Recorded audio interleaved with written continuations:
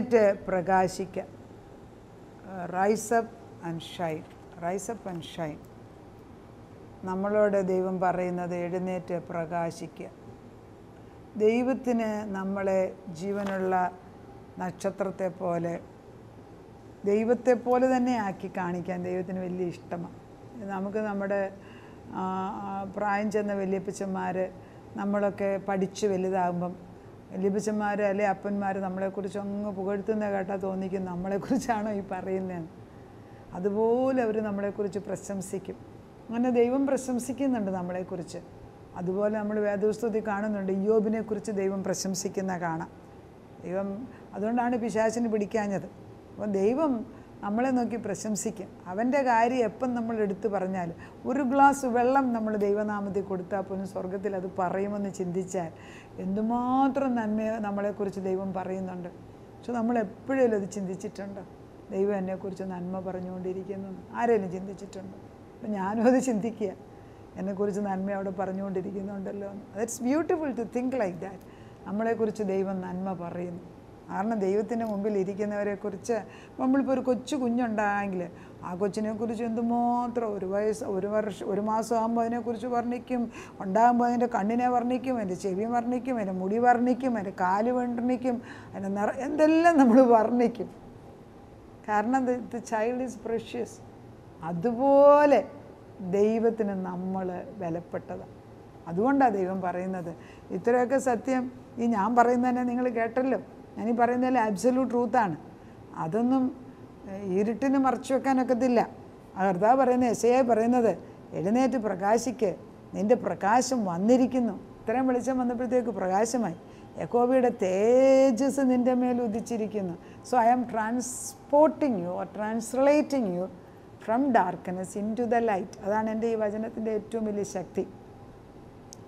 ഇരുട്ടിൽ നിന്ന് നമ്മൾ എനിക്ക് ഇപ്പം തന്നെ എൻ്റെ മുമ്പിൽ പലരുടെ മുഖം എൻ്റെ മുമ്പിൽ വരുന്നുണ്ട്. അവരൊക്കെ ഈ സൊസൈറ്റിയിൽ വലിയ ആളുകളായിട്ടുള്ളവരാണ്. പക്ഷേ ഞാൻ പ്രാർത്ഥിക്കുമ്പോൾ അവരെയൊക്കെ കാണിക്കുന്നത് ഈ 3 വയസ്സുള്ള പിള്ളേർ ഇന്നർ ക്ലോത്ത്സ് മാത്രം ഇട്ട് നിൽക്കുന്ന വ്യക്തിത്വങ്ങളായിട്ടാണ്. കാരണം അവർ വളർന്നിട്ടില്ല ആത്മാവിൽ. പ്രായം, ഞാൻ 70 വയസ്സുള്ള ഒരാളെ സൗദി അറേബ്യ വെച്ച് പഠിപ്പിക്കുമായിരുന്നു. അപ്പോൾ ഈ വള്ളി നിക്കർ ഇട്ടുകൊണ്ട്, വള്ളി നിക്കർ എന്ന് പറഞ്ഞാൽ നമ്മൾ പണ്ടത്തെ ഒരു കൊച്ചു പിള്ളേരിടുന്ന, അതിട്ടുകൊണ്ട് എൻ്റെ മുമ്പിൽ ഇരിക്കുന്നതാണ്. അപ്പോൾ ഞാൻ പറയും, ഇദ്ദേഹത്തിൻ്റെ ഇത്രയും പ്രായവും വലിയ പഠിത്തമുള്ള ആളാണ്. പക്ഷേ ഈ ആത്മാവിൻ്റെ വളർച്ചയാണ് ദൈവം നോക്കുന്നത്. എത്ര പേര് വളർന്നുണ്ട്, അല്ലെ വളരണം എന്ന് ആഗ്രഹിക്കുന്നുണ്ട്. We need to grow. എന്നും ഞാനീ പറയുന്ന ചെടി വളർത്തുന്നവർക്കറിയാം. ഈ കുറേ നാളായിട്ട് മുൻപോട്ട് ഇവിടെ ഞാനൊരു പാഷൻ ഫ്രൂട്ട് നട്ടു. ഞാൻ നോക്കിയിട്ട് അതിന് പുതിയ ഇലയും കമ്പും ഒന്നും വരുന്നില്ല. അപ്പം ഞാൻ എൻ്റെ ജോലിക്കാരനോട് ചോദിച്ചത്, എന്താ ഇവിടെ വെച്ചിട്ട്? അപ്പോൾ പുള്ളി പറയുന്നത് ഏതാണ്ട് ഒന്ന് കടിച്ച് തിന്നുന്നതാണ്. അപ്പോൾ ഞാൻ പറഞ്ഞു, അല്ല, ഈ സൈഡിൽ വെള്ളം വരുന്നത്, നമ്മൾ തുണി കഴുകുന്ന വെള്ളം അവിടെ വാഷിംഗ് മെഷീൻ്റെ വീഴുന്നുണ്ട്. ഞാൻ പറഞ്ഞു, ആ ചെടി അവിടെ നിന്ന് മാറ്റി നടാൻ പറഞ്ഞു. ഇപ്പോൾ അത് മാറ്റി നട്ടപ്പം നന്നായി കിളുക്കും. ഇത് തന്നെയാണ് ഞാനും ചെയ്യുന്നത്. നമ്മൾ നിൽക്കുന്ന നിൽപ്പ് ശരിയല്ലെങ്കിൽ വളരൂല. വേര് ശരിയല്ലെങ്കിൽ ചെടി വളരത്തില്ല. മണ്ണ് ശരിയല്ലെങ്കിലും വളരത്തില്ല. അപ്പോൾ മണ്ണും വേരും എല്ലാം ശരിയായിട്ടുള്ള സ്ഥലത്ത് കൊണ്ടുവെക്കാമെങ്കിൽ, ചെടി കൊണ്ട് വെച്ചാൽ അതിൻ്റെ വൃക്ഷമാക്കി കിളുത്തോളും. അതിൻ്റെതായിട്ടുള്ള അതിൻ്റെ ഇൻ്റലിജൻസ് അതിനുണ്ട്. ഒരു വിത്തിട്ടാൽ അത് കിളുക്കണമെന്ന് അതിനറിയാം. ജീവവൃക്ഷത്തിൻ്റെ വിത്താണ് ഞാൻ ഇടുന്നതെങ്കിൽ ആ വിത്തിനറിയാം അത് കിളുക്കണമെന്ന്. So I am just sending the living word as the seed. അതുകൊണ്ട് എഴുന്നേറ്റ് പ്രകാശിക്കുക, നിൻ്റെ പ്രകാശം ഉദിച്ചിരിക്കുന്നു, യഹോവയുടെ തേജസ് നിൻ്റെ മേൽ ഉദിച്ചിരിക്കുന്നു.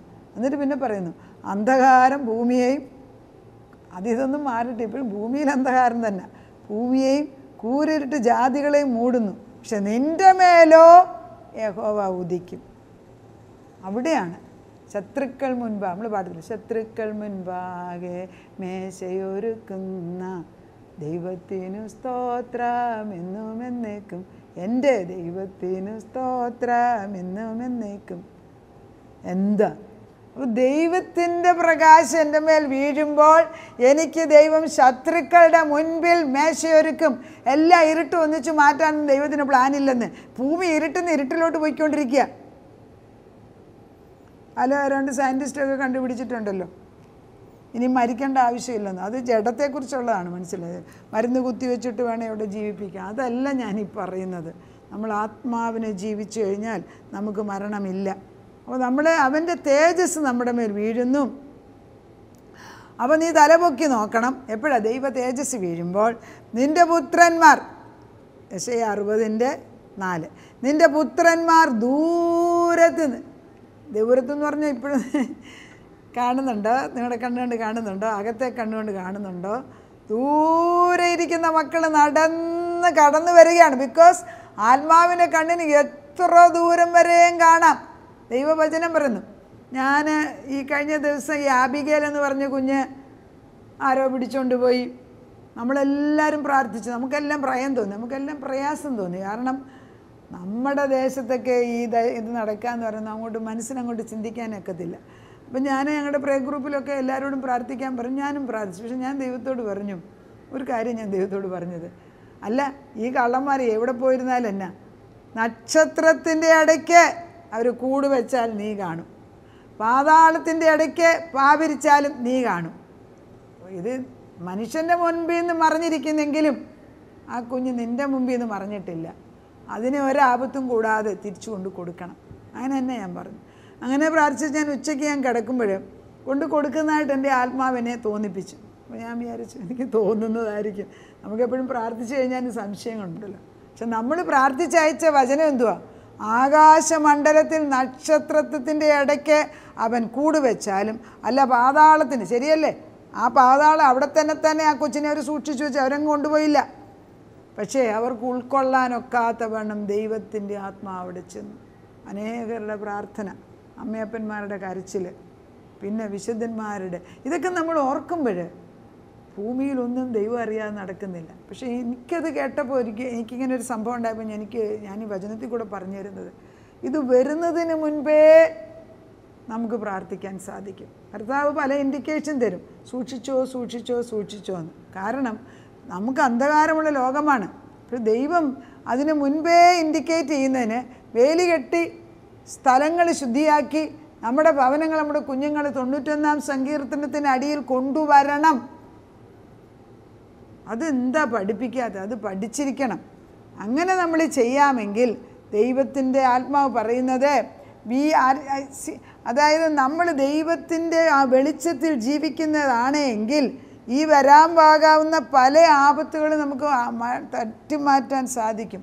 അതായത് prevention is better than cure എന്ന് പറയുന്നത് പോലെ ഒരാപത്ത് വന്നേച്ച് കിടന്ന് ഈ കൊച്ചിനുള്ള ട്രോമ എല്ലാം കൂടെ കൊണ്ടുവന്ന് ദൈവകൃപയാൽ അതിന് ആപത്തൊന്നും കൂടാതെ കൊണ്ടുവന്നു. അല്ല എന്തെങ്കിലും സംഭവിച്ചെങ്കിലോ? എന്തിനാ ഈ ട്രോമയിൽ കൂടെ പോകുന്നത്? അത് വരാതെ സൂക്ഷിക്കാൻ നമ്മുടെ സ്ഥലത്തുള്ള പ്രാർത്ഥനയ്ക്ക് സാധിക്കത്തില്ലേ? മനുഷ്യൻ്റെ മനുഷ്യത്വം മാറിപ്പോയോ? മനുഷ്യൻ്റെ ദൈവത്വം മാറിപ്പോയോ? നമ്മൾ ചിന്തിക്കുകയാണ്. നമ്മൾ ഒരു ടെറിറ്ററി മുഴുവൻ നമ്മൾ നിൽക്കുന്നിടത്ത് ആപത്ത് വരാനൊക്കത്തില്ല എന്ന് പറയാനും മാത്രം നമ്മൾ ഉയരണം.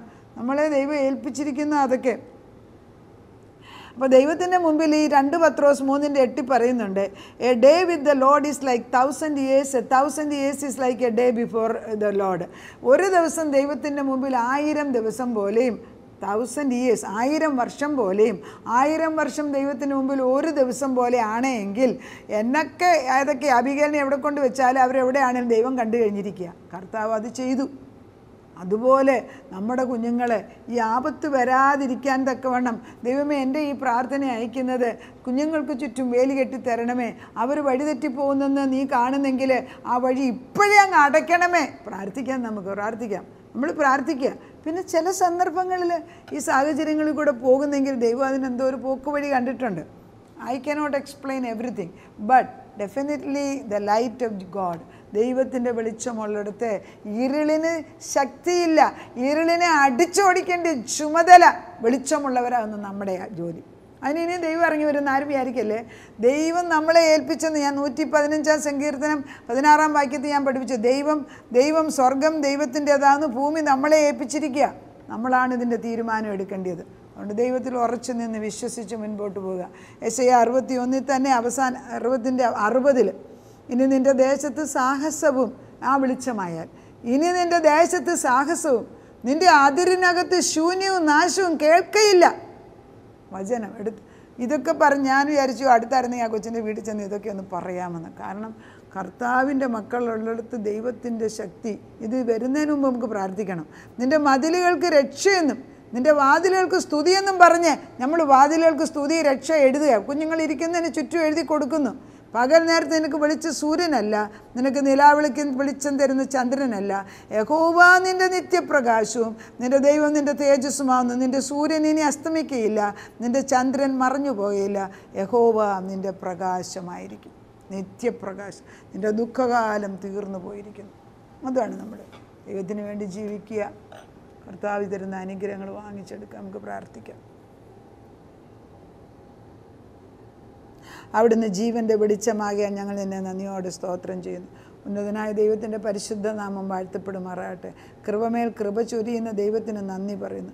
ആകാശത്തെയും ഭൂമിയെയും ഭൂതലത്തെയും സൃഷ്ടിച്ച ദൈവം തൻ്റെ വെളിച്ചമയക്കുമ്പോൾ ഇരുട്ടിന് കാര്യമില്ല. ഇരുട്ട് നിൽക്കത്തില്ല. പച്ച പകല് സമയത്ത് ദുഷ്ടന്മാർ വന്ന് ആ കൊച്ചിനെ കൊണ്ട് വന്നിട്ട് അവർ രക്ഷപ്പെട്ടു പോയി. എന്താ? അവിടെയെങ്ങും വെളിച്ചമില്ല.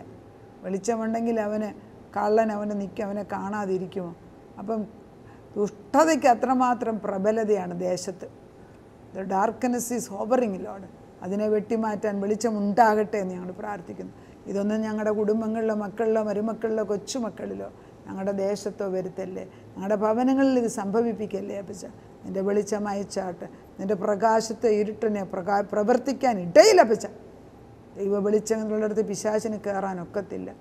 ശത്രു അങ്ങനെ അഹങ്കാരത്തോടെ നിൽക്കുന്നത് നീ കാണുന്നു. നിൻ്റെ ഒരു ഇടിമിന്നലയച്ചാൽ ശത്രുവിനെ തീ കത്തിച്ച് കളയാം. അപ്പച്ചനത് ചെയ്യണം കർത്താവേ. ശത്രുക്കളുടെ മുൻപിൽ മേശയൊരുക്കുന്ന ഒരു ദൈവം, പ്രകാശം ഇരുട്ടിലായി ഉദിച്ച ദൈവം, വലിയ വെളിച്ചമായിട്ട് സൂര്യൻ ഞങ്ങളുടെ മുമ്പിൽ നിൽക്കുമ്പം നിത്യപ്രകാശമാകുന്ന ക്രിസ്തു നമ്മുടെ വെളിച്ചമായി നിൽക്കുമ്പോൾ ഏതാപത്താണ് വരുന്നത്. അതുകൊണ്ട് ഞങ്ങളെ പരിപാലിക്കുന്ന ആ ചിറകിൻ്റെ കീഴിൽ ഞങ്ങളെയും ഞങ്ങളുടെ കുടുംബാംഗങ്ങളെയും ഞങ്ങൾക്കുള്ളതിനെയും സൂക്ഷിക്കണമേ. ഞങ്ങളെ പരിപാലിക്കുന്ന ദൈവത്തിന് നന്ദി. ഈ മഹത്വത്തിലേക്ക് അനേകർ കയറി വരട്ടെ അപ്പച്ച. ആ പ്രകാശം ഒരിക്കലും മാറുന്നില്ലല്ലോ. നീക്ക് ഗതിഭേദങ്ങളില്ലല്ലോ അപ്പച്ച. നീ വികാരത്തിലല്ലല്ലോ കളിക്കുന്നത് അപ്പച്ചൻ്റെ. നിയമങ്ങൾക്ക് തെറ്റുപറ്റത്തില്ല. ആ നിയമങ്ങൾ പഠിപ്പിക്കുന്നതിന് നന്ദി.